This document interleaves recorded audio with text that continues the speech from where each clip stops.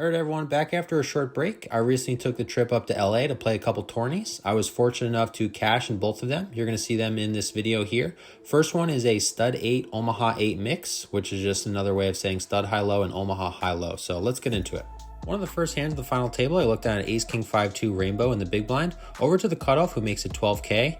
Now keep in mind this is a fixed limit tournament, so he can only make it 12K. The next player could make it 18, then I could make it 24, which would be the 4-bet capped limit on every street. So over to the button, who makes the call. Small blind folds, and I make the call as well. So we're going 3 ways to a flop. Josh has a really good video out on the high-low variant of Omaha. Now in his video, he talks about the 3-2 principle. Now you either want to have 3 to Broadway or 3 to a wheel. In this case, I have 3 to the wheel with ace 5 and 2, and you want to have 2 to the other. So I have 2 to Broadway here with the ace and the king. So would be better if it was suited, but this is a pretty good starting hand in the game.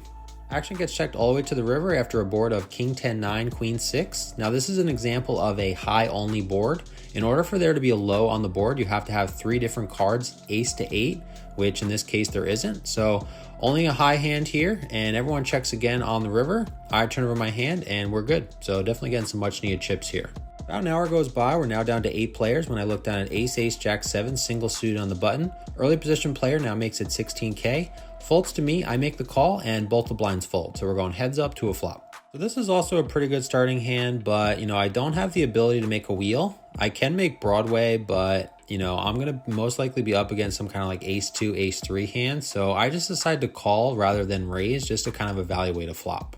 Flop comes 9-4-4 with 2 hearts. When my opponent checks, obviously I don't have a heart in my hand, but it seems like a pretty good time to bet. So that's what I do, and my opponent quickly folds. So definitely happy to take down another pot here. Shortly after the previous hand, I looked at ace, queen, jack 4, single suited in middle position.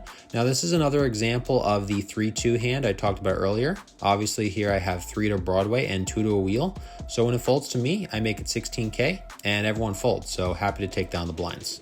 All right, everyone, just taking a quick second to let you know Josh and I are going to be in Vegas next month playing some different tournaments, including the $600 WSOP event on June 5th.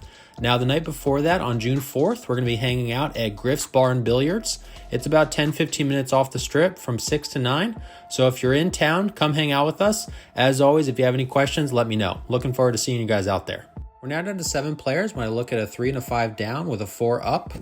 Now, I know from putting out a poll recently that some of you don't know how to play stud high low, so no problem. I'm going to try to walk you guys through it as this hand's being played. So all the stud games are going to be an ante game. So everyone antes a certain amount, and you're dealt to start 2 cards down and 1 card up. So the lowest card brings in is what it's called, the bring in, and then everyone else decides to either call, fold, or you can complete the bet. So one player in seat 1 calls the $2,000 bring in, folds to me, I complete the bet to $8,000, folds back to the player in seat 1 who makes the call. So we're going heads up to what they call 4th Street. My opponent gets an 8, I get dealt to 10, he checks, and I check back as well. So still going heads up to 5th Street. On 5th Street, my opponent gets a 6, I get a 5, which looks like I have a good potential low draw, but obviously I paired. He only has 4,000 left, so I just bet enough to put him all in, and he makes the call. So we're going heads up to a couple more cards. The 6 card is dealt up. I get a queen, which doesn't do anything for me. My opponent gets a 4, which gives him a pair of 4s to go along with his low draw.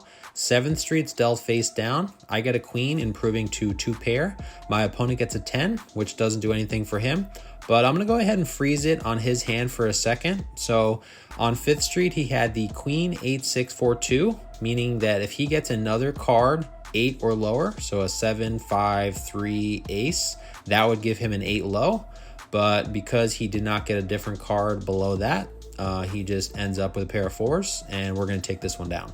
With me eliminating the player in the previous hand, we're now down to 6 players. This is a hand that I wasn't involved in. The player to my left goes by Taxi, really cool guy. He plays a bunch of these LA poker tournaments. He's to my left. The player to my right is all in against Taxi, and Taxi ends up showing the 9-7-5-3-2 ace-ace. So for a high hand, he has a pair of aces, and for his low hand, he has a 7-5 low. And the player to my right ends up mucking after missing, and now we are down to 5-handed. Seat A is all in this hand against Linda, who is the current chip leader, and pair of deuces ends up being good all the way till 7th, and unfortunately for him, he cannot squeeze out a pair and is eliminated in 5th place. So right now I'm guaranteed about $2,300 with the guaranteed 4th place finish. Shortly into four-handed play, Linda, who's the chip leader, she asks if everyone wants to look at numbers to do a potential ICM chop. I agreed to look at the numbers, and it comes back as follows. 4th place would be $28.35, so I would make about $500 more than what I'm currently guaranteed. And I didn't really think it was worth it, but then Linda says, hey, I'll give you $500 extra out of my pocket. So I took a second to think about everything. One, I am the short stack. 2, I've been playing for over 11 hours. Plus, I'm planning on playing the H.O.R.S.E tournament the next day, which you're going to see here in a bit. So all things considered, I agreed to the deal, although, it's not the climatic finish that maybe everyone wanted to see. I thought it was the best thing for me to do in the moment. So I got a little bit over $3,300 for my efforts in this one. So congrats to Thomas for getting 3rd, Taxi for getting 2nd, and for Linda for taking down the trophy. So as promised, the second tournament here is the H.O.R.S.E tournament. I got to the final table in a little bit better shape than I did the previous one. Now, H.O.R.S.E is an acronym which stands for Hold'em, Omaha 8, Raz, Stud, and 8 or better, which is Stud High Low, which you saw a little bit here previously. We start out with a game that's essentially Stud Low, otherwise known as Raz. So like other stud games, you get dealt 7 cards in which you have to use 5 of them to make the best possible low. This is a hand I wasn't involved in, but you'll kind of see it dealt out to give you a better idea. The player in seat 1 makes a very strong 7 low on 5th Street. Taxi, who was at the previous final table, he needs some help. He has a wheel draw with 5-4-3-2 on 6th Street. So in order to win the hand, he's going to need either an ace for a wheel or a 6, which is exactly what he gets to make a 6 low. Shortly after the previous hand, we're playing Omaha 8 or better. I looked at an ace-ace-9-4 rainbow in middle position. I've raised a 10K. Folds over to seat 1, who previously just took a bad beat. He only has 6K left. He calls all in, and everyone else folds. So me and him are going heads up to a run out. As per the rules of tournament play, he turns over his hand and shows ace, ace, 10, 10, single suited. We end up going to a flop of 4, 4, 4. So pretty good for us. He's drawing 2 running 10s and the turn doesn't bring it. So we are going to eliminate him in 9th place. So we're now on the Hold'em section of the tournament. When I look down at pocket kings and folds to me, I make it 12K and folds over to Taxi in the big blind who makes the call. So we're going heads up to a flop. And I'm just sitting there thinking, do not put an ace, do not put an ace, do not put an ace. And the flop brings out 6-3-2 rainbow. Taxi checks, I bet 6K, and he thinks a bit and folds. So definitely get some much needed chips here. 7 players left, we're playing stud high low. I have a queen 9 down with a queen up top. The lady to my right is all in. I call, Taxi ends up calling. We check all the way down to the 7th street. I end up making queens and 9s. He makes a low, and we eliminate her in 7th place. We all agreed to take 400 out of 1st and 200 out of 2nd to pay 6th place $600 money back. Still 6-handed, I ended up getting the money in against Taxi, who is the short stack. I end up making a pair of 4s with an 8 low on 7th street. And going into 7th, Taxi doesn't have anything, and he ends up squeezing out a pair of 6s for the chop. We lose a couple players, so down to 4 with 2290 locked up. I look down at King Jack in the small blind. Folds to me, and at this point, I just got to make a move, being so short stacked. So I make a 20K over to Ozzy in the big blind. I've actually played with him before. Really cool guy who plays a lot of these LA tournaments. He thinks a bit and makes the call. So we're going heads up to a flop. Flop is 997 with 2 clubs, so don't really have anything here, but just got to hope that he doesn't have anything either. So I bet 10K, and unfortunately, he makes the call. So still going heads up to a turn. If the turn brought a brick, I probably would have shut it down and just had to wait a couple hands to then go with that hand. But luckily, we get a little help with a queen of clubs, now giving us a backdoor flush draw as well as a gut shot. So I just got to continue telling the story and bet 20K with only 6 behind. And Ozzy thinks a little bit and does make the fold. So we get a much needed pot here.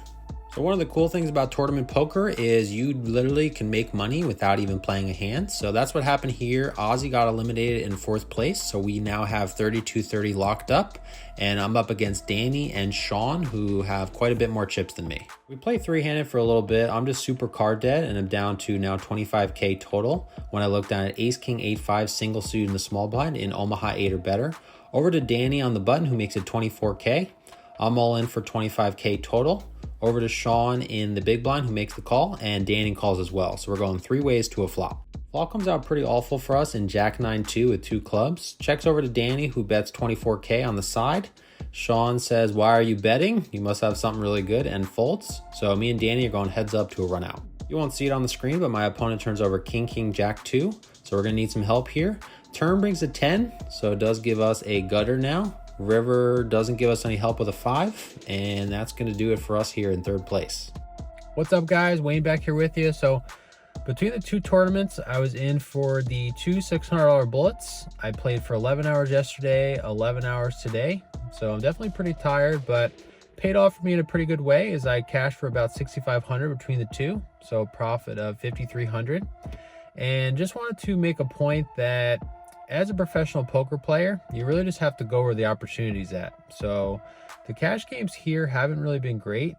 And as a result, I've been playing a little bit more online in the online club that Josh, PLO Professor, and I play in. You guys have probably seen me advertise that. So if you're interested in getting into that, definitely let me know. But besides that, I've also just been looking to play more tournaments. You know, I played a couple that I vlogged last year, you guys have seen.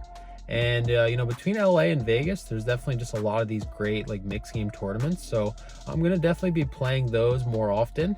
You'll still see some cash games, but, you know, I'm going to be playing online and these tournaments a little bit more frequently. So I know it's going to be sad for some of you to see, but, you know, it's just me kind of going where the opportunity's at. So if you have any questions, feel free to let me know. And if you haven't seen the previous episode, I'm going to go ahead and link it up here. And I'll see you guys in the next one. Take care.